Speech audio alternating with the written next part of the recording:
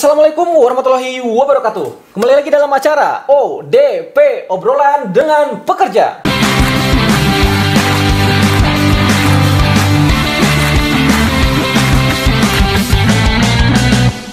Seperti biasa, kita akan kehadiran bintang tamu yang luar biasa. Nah, hari ini kita akan mengundang Ketua Umum Serikat Pekerja BP Jam Sostek. Nah, ini menarik. Karena kemarin kita sudah mengundang manajemen, kita sudah mengundang pejabat, sekarang kita mengundang juga pucuk tertinggi dari seorang pekerja di BP Jam Sostek. Apakah sudah terhubung? Kita hubungi beliau.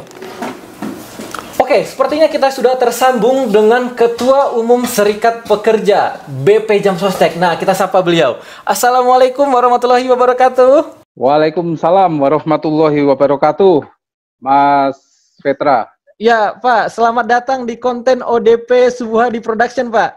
Terima kasih sudah diundang di kontennya Mas Petra. Menarik itu kontennya ODP. Jadi pikiran saya, apakah itu saya juga termasuk ODP, PDP atau OTG.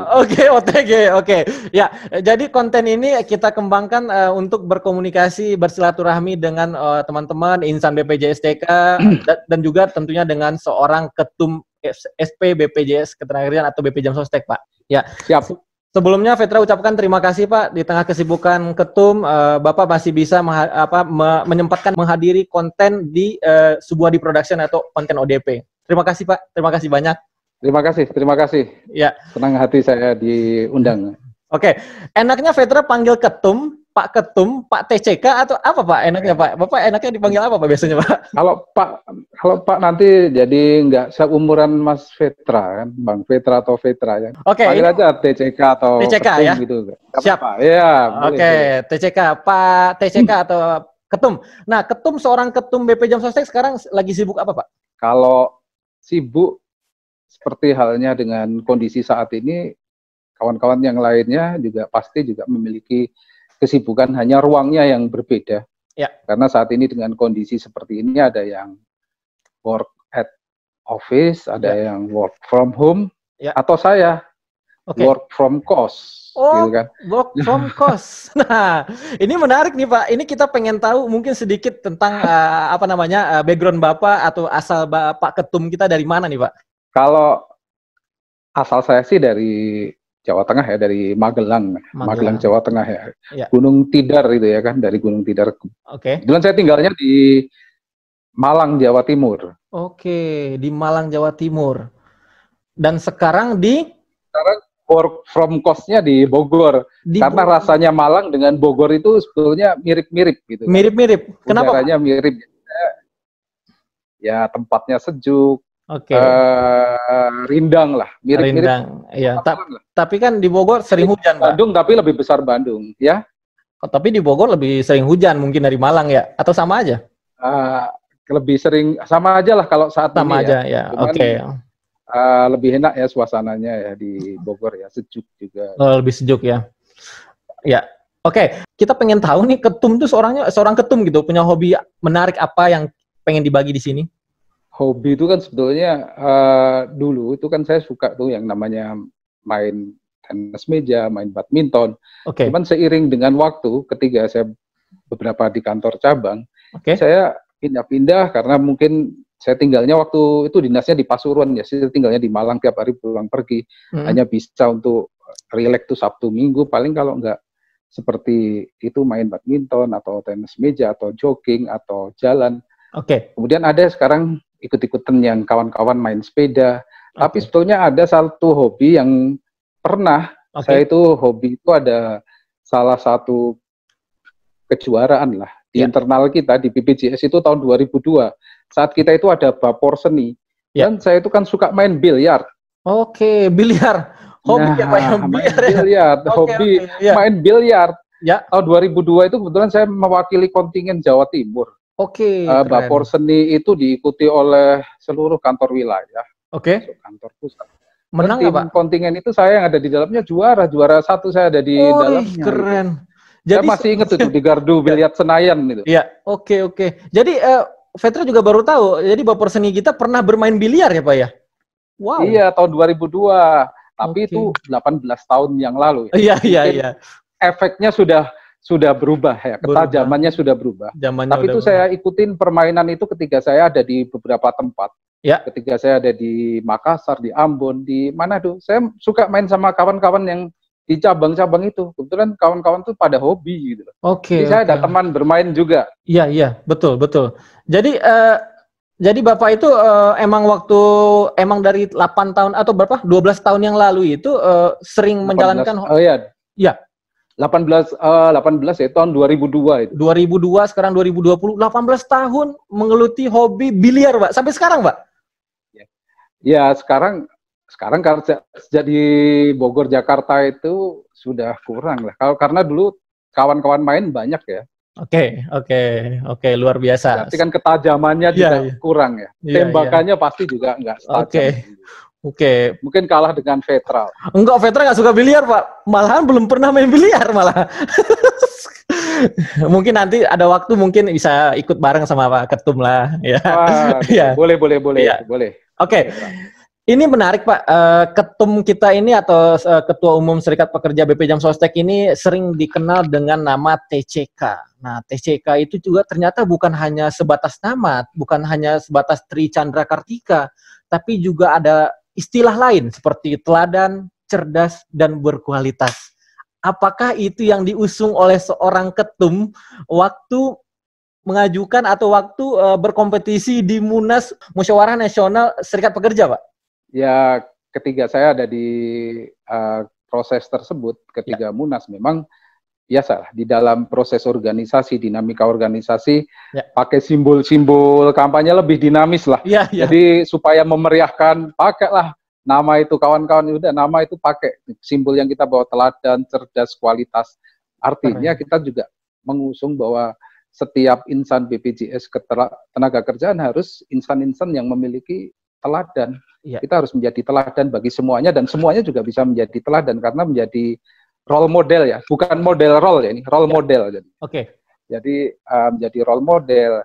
Cerdas itu perlu karena kita perlu belajar terus-menerus, bukan kemudian kita saat ini bekerja tapi tidak mengembangkan apapun, tapi kita bisa banyak yang harus kita kembangkan, baik itu kemudian kita belajar di lingkungan kita atau kita model pembelajaran yang banyaklah sekarang variasinya. Terus kemudian berkualitas, tentunya kita menjadi insan BPJS Ketenagakerjaan yang mendedikasikan untuk institusi ini, kita harus memiliki kualitas. Nah, ini senantiasa harus kita tingkatkan terus-menerus. Saya bukan yang sesempurna orang bayangkan, tapi saya berusaha terus belajar untuk saya bisa menjadi yang baik untuk melakukan hal-hal tersebut. Gitu. Iya, ini menarik sekali nih Pak Ketum. Ini dilihat dari riwayat perjalanan itu, ternyata seorang ketum itu memiliki riwayat yang sangat-sangat apik atau sangat cemerlang. Misalkan sekretaris SPJ Korcap Pasuruan, ketua SPJ Pasuruan, sekretaris wilayah, ketua wilayah Jatim, wakil sekjen 5 DPP, dan terakhir sekarang di tahun 2019 kemarin, ya betul ya Pak Ketum ya, di 2019 kemarin dinobatkan sebagai Ketua Umum Serikat Pekerja BP Jam Sostek sampai dengan 2021. Kita pengen tahu nih respon Bapak saat mengikuti kompetisi kemarin. Bagaimana persaingannya, Pak? Ya, karena persaingan itu adalah hal yang biasa di dalam satu organisasi. Pilihan itu adalah keyakinan. Tentunya mereka berharap ketika berkompetisi itu mendapatkan figur-figur. Nah, kebetulan saya mengikuti kompetisi itu. Tentunya ini menjadi satu tantangan dan amanah bagi saya. Gitu. Untuk kemudian saya mendapatkan mandat, kemudian saya terpilih. Ini bukan sesuatu yang menjadi euforia, menjadi kebanggaan. Tetapi ini merupakan bentuk panggilan dan tanggung jawab yang tentunya membawa amanah bukan bagi yang memilih saya, tapi bagi seluruh anggota, bagi seluruh insan BPJS Ketenagakerjaan.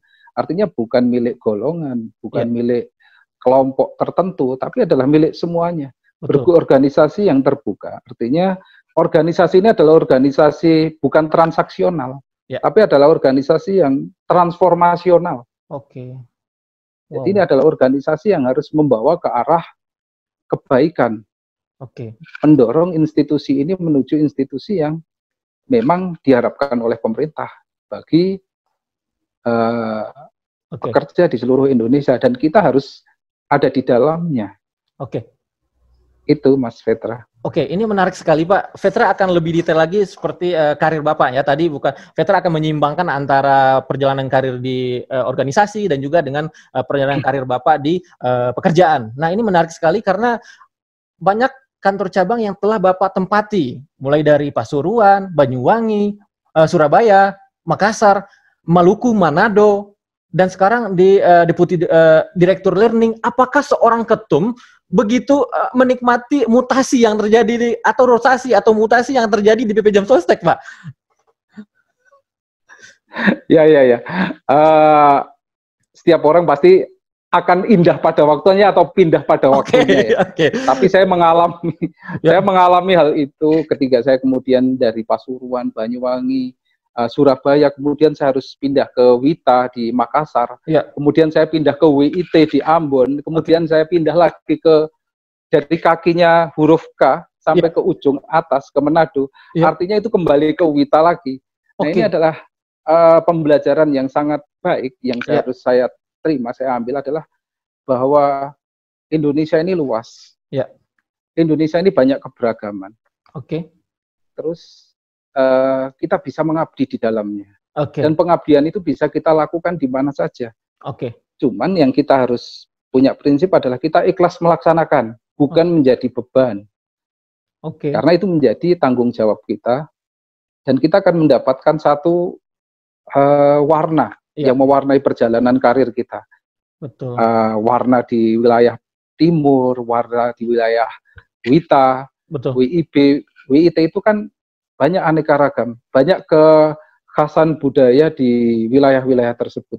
Bagaimana saya mengelola wilayah yang hanya beberapa kabupaten, kemudian menjadi kabupaten yang besar di Makassar, banyak kota kabupaten. Bagaimana di Maluku yang terkenal dengan negeri raja-raja, di mana kotanya hanya kota Ambon, 11-nya adalah lautan dan darat yang harus kita lalui, dan kemudian pulau-pulau terluar juga ada di sana. Terus kemudian ketika saya di Manado, sama dengan halnya di daerah-daerah kepulauan. Lingkungan yang harus kita tempuh adalah darat, laut, udara. Nah ini adalah satu tantangan. Yang kita pikirkan adalah pengabdian kita ada di sana. Karena ketika kita mengabdi, kita membawa kemaslahatan bagi bukan hanya peserta kita, lingkungan kita, kawan-kawan kita. Kita punya saudara baru, punya lingkungan baru yang akan kita kenang lah. Berarti ada semacam connecting sosial gitu ya Pak ya, atau mungkin relasi yang luas seorang TCK bangun dari dulu mungkin ya, gitu seperti itu Pak? Ya seperti itulah. Jadi kita enak kan kita kenal sama bupati, wali kota, gubernur, Pangdam, Kapolda, stakeholder lainnya, tokoh-tokoh masyarakat yang kita biasanya hanya melihat mungkin di televisi, tetapi kita bisa melihat langsung, bisa bertemu, bisa berinteraksi. Ini menyenangkan dan itu akan dirasakan oleh kawan-kawan yang saat ini berada di daerah-daerah tersebut. Yang tentunya kawan-kawan kita yang ada di daerah-daerah itu merasakan satu kebanggaan di dalam berinteraksi sosial dengan lingkungan, khususnya dengan stakeholder di sini. Iya, suatu kebanggaan berinteraksi dengan lingkungan sekitar. Luar biasa Pak, luar biasa sekali. Benar-benar membuat kami insan BP Jam Sostek yang di daerah ini menjadi, oh ternyata seorang ketum pun pernah melakukan, apalagi kami yang hanya staf biasa gitu loh. Tapi ini menarik Pak. Berarti Vetra harus nyoba dulu ini ke timur nih. Ya boleh Pak, boleh. Nanti boleh, siap. Oke, ini sekarang kita akan lebih spesifik masalah SP atau Serikat Pekerja BP Jam Sostek. Nah, apakah hal-hal pengalaman tersebut menjadi modal dasar seorang TCK untuk berkompetisi atau mungkin ada maksud lain, tujuan lain untuk menjadi seorang ketua umum Serikat Pekerja, Pak? Ya, karena ini membawa misi amanah. Artinya ketika saya berkompetisi, kemudian saya masuk menjadi ketua umum, saya sudah melihat kondisi real nyata. Bagaimana kawan-kawan yang ada di jauh terujung dan lain sebagainya. Bagaimana kemudian mereka membutuhkan satu pendekatan, baik itu pendekatan sosial internal kita, tapi mereka juga harus kita pikirkan bagaimana kesejahteraan mereka, Bagaimana kita memiliki kedekatan rasa, atau kemudian mereka memiliki satu permasalahan-permasalahan, bagaimana fungsi kita mengadvokasi mereka, bagaimana kemudian meningkatkan kesejahteraan mereka yang berada di daerah-daerah. Bukan hanya kemudian suara mereka yang tidak terdengar, hanya keterwakilan yang tidak tersampaikan, tetapi artinya ini saya rasakan, ini saya melihat langsung, dan tentunya ini menjadi bagian tugas saya, karena posisi saya sebagai ketua umum saat ini adalah amanah yang besar. Iya, tapi alasan utama seorang TCK untuk maju apa, Pak? Pasti ada misi atau visi besar di seorang ketum gitu, Pak? Ya, jadi misi besar saya untuk Serikat Pekerja ini, tentunya bahwa membawa Serikat Pekerja ini menjadi serikat pekerja yang modern, serikat pekerja yang memiliki kualitas sangat bagus sekali, baik di internal maupun di eksternal, nasional maupun internasional. Artinya serikat pekerja ini ada di BPJS Ketenagakerjaan. Nah, ini yang harus menjadi tugas saya, bahwa kita harus melakukan interaksi, kolaborasi dengan serikat-serikat pekerja lainnya. Nah, ini yang tentunya akan membawa satu banyak perubahan yang sebelumnya sudah dilakukan dengan bagus oleh pengurus yang dahulu. Saya meneruskan yang sudah berjalan baik, dan saya melanjutkan hal-hal yang sudah direncanakan, dan tentunya saya membuat satu gagasan-gagasan yang lebih baik lagi dari yang sebelumnya mungkin belum terlaksana atau dilaksanakan. Nah, ini adalah satu rentetan, sambungan yang harus saya lakukan. Iya. Tapi Pak, kalau orang kan mungkin veteran nih Pak, ya mohon dikoreksi kalau salah nih Pak. Banyak orang beranggapan bahwa serikat pekerja itu ada, tapi tidak terasa gitu loh Pak. Nah, menurut Bapak nih, ini kan hanya sebagai stigma orang nih, sebagian orang ya anggaplah veteran yang salah nih Pak. Tapi bagaimana seorang ketum untuk menghancurkan atau juga untuk menghilangkan paradigma itu di seluruh insan BP Jam Sostek, sehingga keberadaan SP itu mungkin lebih terasa secara nyata, secara terasa secara kegiatan program kerja dan lain sebagainya Pak TCK.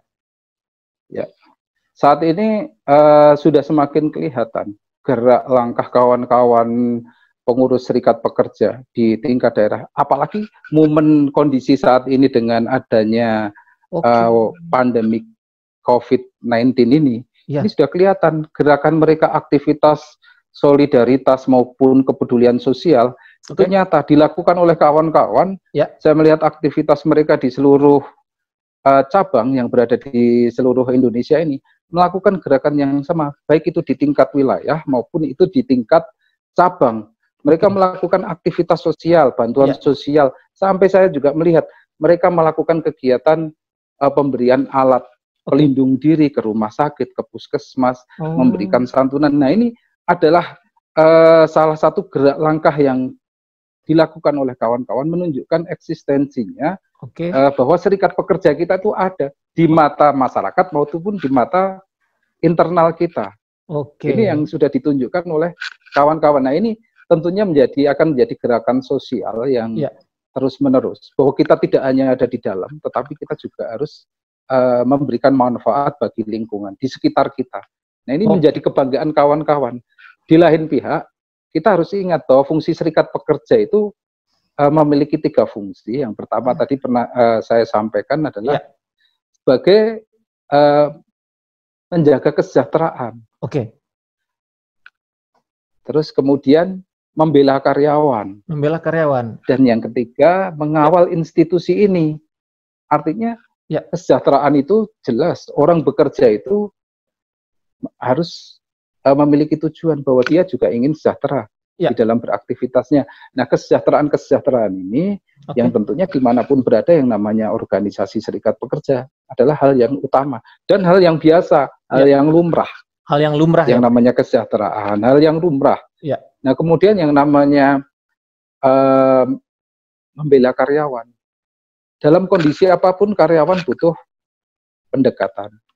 Baik itu ketika dia melakukan satu hal kesalahan ataupun hal-hal yang tentunya dianggap merugikan, kita harus tetap melakukan pembelaan apapun. Baik dan pembelaan apakah dia salah atau kan hal-hal lain yang terjadi, ini adalah fungsi kita. Betul. Mengawal institusi untuk sustainability itu juga perlu dalam kondisi saat ini. Mengawal institusi dalam kondisi pandemik ini penting.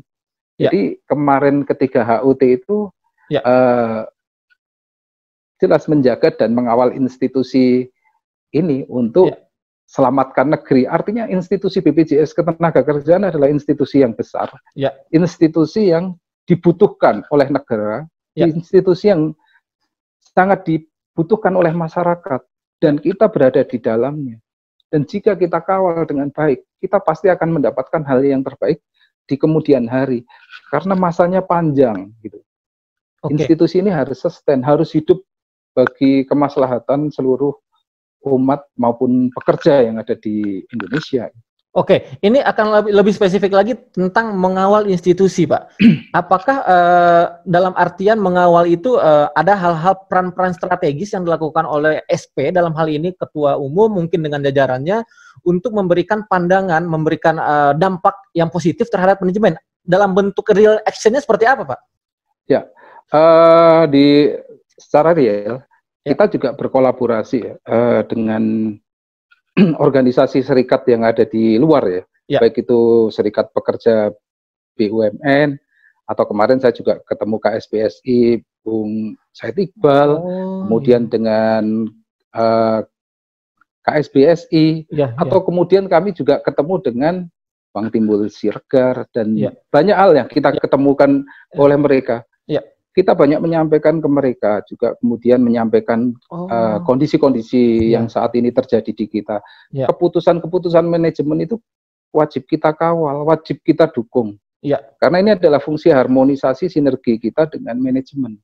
Artinya ketika manajemen mengambil satu keputusan besar terhadap institusi ini, kita harus, serikat pekerja bukan kemudian ada di sisi yang lain, ada di sisi yang sama untuk mengawal institusi ini, kebijakan-kebijakan yang harus kita kawal, baik itu kebijakan saat kondisi seperti ini maupun kebijakan-kebijakan lain yang negara membutuhkan, supaya ini terjadi keseimbangan.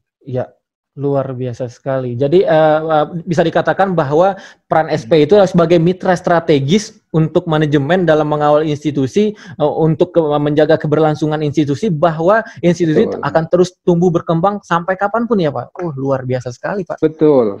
Luar biasa. Karena generasi kita kan juga akan berubah terus. Betul. Bukan kemudian generasinya Vetra ini adalah generasi yang milenial, generasi saya kolonial. Saya masih ingat tuh Pak Naufal Direktur Umum. Jadi jangan bandingkan generasi milenial dan kolonial. Kolonial itu kolaborasi, milenial saya pikir itu benar juga, kolaborasi milenial. Artinya yang saya lihat adalah bukan milenial, mungkin saya milenial di zamannya, Mas Fitra juga saat ini, dan ke depan akan menjadi kolonial, itu akan terus berputar. Tetapi yang kita punya prinsip bahwa kita sama-sama adalah generasinya BPJS Ketenagakerjaan, bukan generasinya yang lain. Kita sama-sama hadir di institusi ini adalah generasinya BPJS Ketenagakerjaan sampai kapanpun. Luar biasa sekali. Ternyata seperti itu ya.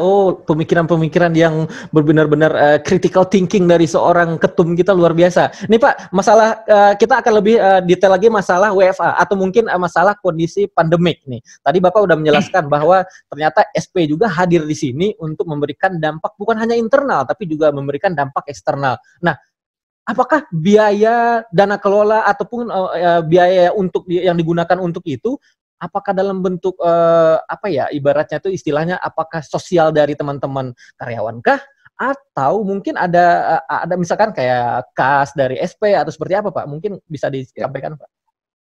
Ketika manajemen mengambil satu kebijakan protokol untuk penanganan wabah pandemi COVID-19 awal bulan Maret, setelah beberapa surat dari manajemen, kami mengadakan pertemuan dengan kawan-kawan serikat pekerja, ketua-ketua wilayah, kita hadirkan dengan virtual karena kondisi saat itu sudah tidak memungkinkan untuk bertemu. Kita sampaikan kepada kawan-kawan, kita harus turun. Manajemen sudah melakukan salah satunya manajemen juga kemarin melakukan hal yang sama dengan gerak cepat, gaji karyawan juga dipotong. Saya jelaskan kepada mereka, manajemen melakukan, kita pun juga harus melakukan yang sama, para pengurus dan anggota yang ada di tingkat cabang. Silahkan, bagi karyawan atau kawan-kawan yang ada di tingkat cabang wilayah, jika memungkinkan kas yang saat ini ada, gunakanlah, dimanfaatkan untuk kegiatan sosial.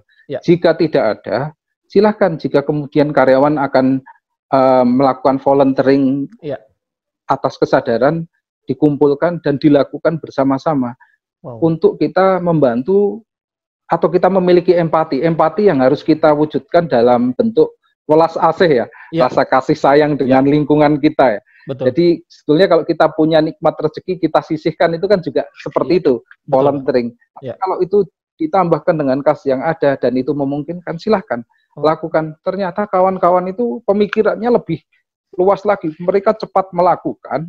Setelah manajemen juga melakukan, mereka juga turun sama-sama. Artinya manajemen melakukan yang hal sama, serikat pekerja di tingkat sampai dengan cabang wilayah melakukan yang sama, pembagian masker, datang ke rumah sakit, memberikan kue. Saya melihat ada yang memberikan susu bir brand, kemudian ada yang memberikan APD. Nah ini kan luar biasa, wujud sosial yang kemudian orang melihat serikat pekerja itu melakukan hal demikian. Karena serikat pekerja kita adalah serikat pekerja yang intelektual, Petra. Jadi bukan serikat pekerja, kita serikat pekerja jasa, serikat pekerja yang memiliki insan yang intelektualnya kita yakini sangat luar biasa lah. Berbeda yang kemudian kita tuntutan seperti serikat-serikat pekerja yang lainnya. Artinya kesejahteraan yang kita terima, wajar kalau kemudian kita menyisihkan bagi saat ini, bagi mereka yang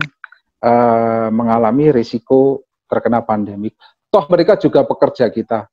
Mungkin di antara mereka yang sekarang kemudian pulang nganggur karena kondisi saat ini adalah kondisi yang sektor apapun akan terkena, industri kreatif, mikro, maupun yang skala besar sudah merumahkan, bahkan sudah melakukan PHK.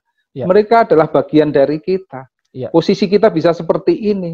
Itulah kita harus punya kepedulian. Kita harus peduli. Keringat mereka, itu yang mereka kemudian titipkan ke kita, yang kita kelola. Wajar kalau kita melakukan hal yang sama. Ini adalah wujud welas asih, rasa sayang kita yang kita tunjukkan dalam bentuk kepedulian sosial maupun aksi solidaritas sampai dengan tingkat cabang. Luar biasa, Pak. Luar biasa sekali, menggugah kami sekali nih bagi generasi milenial nih. Tapi ngomong-ngomong, Pak, sedikit agak melenceng, Pak. Di jajaran manajemen dari serikat pekerja yang sekarang kayaknya tidak terlihat begitu milenial ya, Pak ya. Apa emang Petra yang salah nih? Pengurus serikat pekerja dari departemen sampai dengan pengurus di dalamnya, jadi pengurus serikat pekerja saya itu adalah 70%-nya milenial. Jadi kalau ada 52 orang, itu di level milenial itu kurang lebih sekitar 35 orang, yang 17-nya. Jadi sudah mendominasi, malah bisa 80% tuh kurang lebih. Iya, luar biasa. Ternyata dipimpin banyak dipimpin oleh orang-orang yang milenial ya, Pak ya. Apakah itu salah satu strategi juga dari seorang TCK untuk menghimpun ide-ide kreatif dari orang-orang generasi milenial ini? 75 kurang lebih 75% karyawan kita ini kan karyawan-karyawan di generasi milenial. Mereka generasi yang tidak asing lagi dengan digitalisasi, karena mereka memang terlahir dalam posisi seperti ini, dengan kondisi yang seperti ini, memiliki pandangan, wawasan yang tentunya berbeda dengan generasi-generasi sebelumnya. Ini akan menjadi generasi transformasinya kita. Artinya ketika kepengurusan sekarang yang diisi oleh sebagian besar adalah anak-anak muda, ini akan menjadi generasi yang mentransformasi. Ketika nanti berganti di kepengurusan berikutnya, wajar saya berharap akan dipegang oleh generasi-generasi ini, karena sudah mendominasi di institusi kita. Betul. Bolehlah kalau kemudian sebagian besar adalah kawan-kawan ini akan menduduki posisi-posisi kepengurusan nanti, wajar. Dan ini memang sangat dibutuhkan, karena pemikiran-pemikiran mereka juga menjadi pemikiran-pemikiran yang memiliki jangka yang sangat luas. Iya. Mereka belajar juga cepat. Iya. Mereka juga bisa menyesuaikan diri, tetapi tetap harus memperhatikan etika, norma-norma yang ada di kita. Dan yang terpenting bahwa insan kita yang sebagian besar milenial kemudian berkolaborasi, ada yang kalau Pak Dirhum kolaborasi milenial, ini adalah generasi BPJS Ketenagakerjaan yang tentunya mereka memiliki engine yang sangat kuat, mesin yang sangat kuat, yaitu adalah itu nilai budaya kita, iman, excellent, teladan, harmoni, integritas, kepedulian, antusias. Kepedulian itu yang saat ini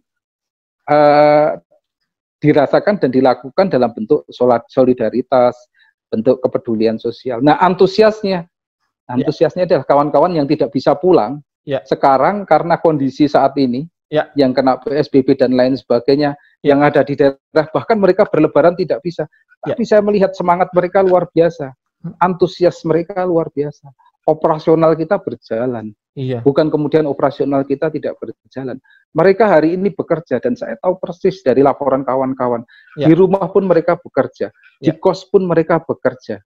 Nah, ini yang terus-menerus saya komunikasikan, bagaimana yang kemudian mereka ada di kos-kosan, rasa membangun kejenuhan dan lain sebagainya. Kebetulan saya ada di setelah 21 tahun melanglang buana di operasional, saya ada di learning. Saya melihat kemudian salah satunya kemarin banyak infografis yang kebetulan itu ada di bidang saya, knowledge management. Bagaimana WFH-nya produktif, bagaimana kemudian WFH-nya sambil ngomong anak, bagaimana kemudian mereka bisa belajar dari e-learning,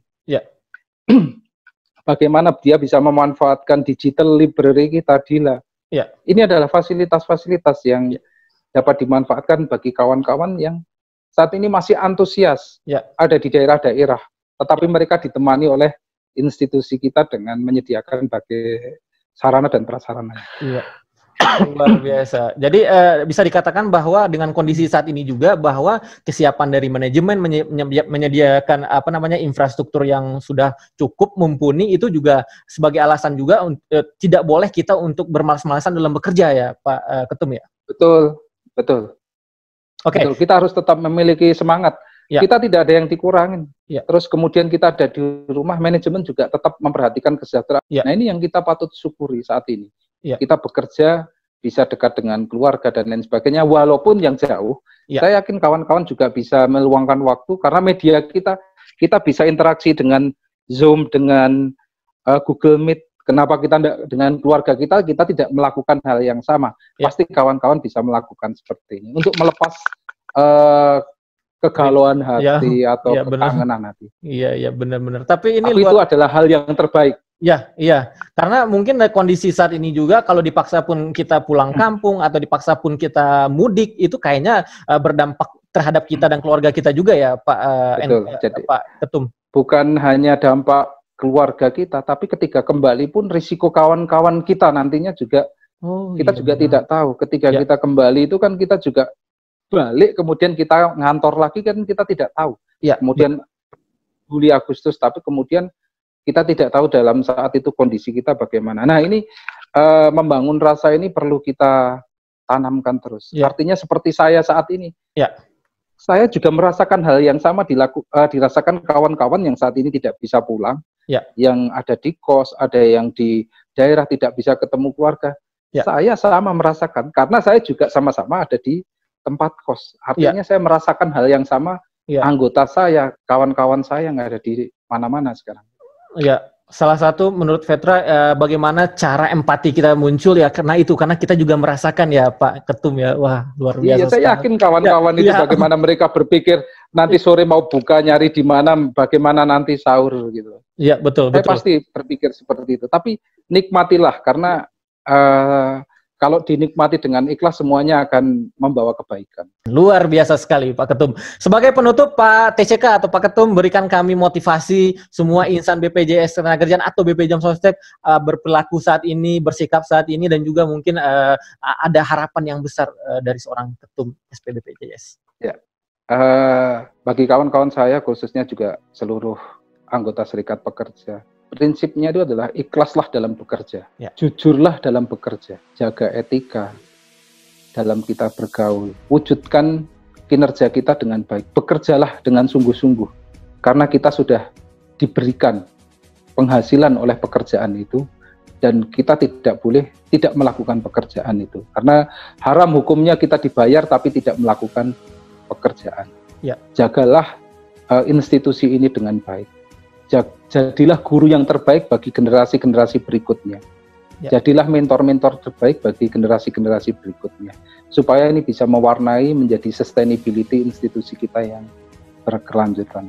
Saling memberikan bantuan, saling memberikan dukungan, saling memberikan bimbingan dimanapun berada. Insya Allah kita selalu diberikan jalan yang terbaik dan kemudahan-kemudahan di dalam menjalankan tugas yang penuh amanah ini. Itu Mas Vetra. Harapannya dengan COVID ini, Pak? Saya berharap pandemi COVID-19 ini segera berakhir, segera hilang, dan kita bisa membawa harapan cerah kembali, memberikan semangat yang cerah kembali kepada kita, keluarga, lingkungan kerja kita, bagi masyarakat, pekerja peserta kita, dan tentunya kita berdoa semuanya, patuhilah semua yang sudah ditetapkan, protokol yang sudah ditetapkan oleh manajemen maupun pemerintah, dan kita harus selalu mawas diri, waspada diri, dimanapun kita berada. Selalu menjaga kondisi ya, jadi gizi harus tercukupi. Jangan kemudian tidak dekat dengan keluarga, gizinya tidak tercukupi, karena gajinya juga saya rasa sudah sangat cukup gitu.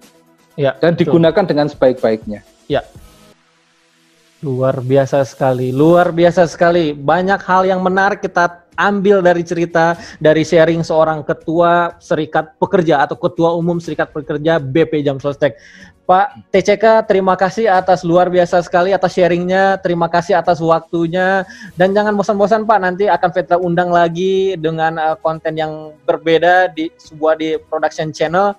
Kita akan ulik lagi, ini menarik sekali karena mungkin banyak di daerah-daerah pengen tahu bagaimana keseharian dari ketum, pengen tahu sisi lain dari ketum, pengen tahu juga mungkin bagaimana ketum dalam menjalankan ini. Nah, menurut Vetra ini salah satu, mudah-mudahan ini menjadi salah satu wadah untuk menyebarkan informasi secara masif ke seluruh anggota Serikat Pekerja BP Jam Sostek, Pak. Oke. Terima kasih Vetra, terima kasih sudah dihadirkan di tempatnya Vetra ini. Terima kasih Pak, Vetra doakan Bapak. Terima kasih. Ya, Bapak dan keluarga dan juga seluruh jajaran dari pengurusan dari SP BP Jam Sostek, mulai dari DPP, DPW dan DPC bisa selalu eksis, memberikan yang terbaik untuk institusi, dan tidak lupa juga memberikan kepuasan dan kebahagiaan untuk semua anggota dari Serikat Pekerjanya. Terima kasih. Amin ya robbal alamin. Salam sehat selalu, salam pekerja. Salam pekerja. Oke, terima kasih Pak TCK. Izin Vetra dari meetingnya. Terima kasih. Wassalamualaikum warahmatullahi wabarakatuh. Waalaikumsalam warahmatullahi wabarakatuh. Luar biasa sekali obrolan kita dengan seorang Ketua Umum Serikat Pekerja BP Jam Sostek, Bapak Tri Chandra Kartika, atau Bapak Tri TCK, atau Bapak Ketum SP BPJS atau BP Jam Sostek. Luar biasa sekali. Banyak hal yang kita tarik dari cerita beliau, banyak hal yang menarik juga, dan mudah-mudahan juga apa yang beliau sampaikan juga dapat menggugah seluruh anggota Serikat Pekerja, mulai dari kantor pusat, kantor wilayah, jajaran tercabang sampai terbawah sekalipun. Dan jangan lupa buat kalian tetap semangat sesuai dengan apa yang dikatakan oleh ketum kita, tetap semangat, berikan kontribusi yang maksimal untuk institusi kita. Mari kita kawal institusi kita berjaya, terus berjaya melindungi seluruh pekerja. Jangan lupa like, comment, and subscribe sebuah di production pakai S, dan jangan lupa like, comment, and subscribe BPJS Ketenagakerjaan atau BP Jam Sostek. Thank you for watching. Until next video. Wassalamualaikum warahmatullahi wabarakatuh. Salam bekerja. Boom.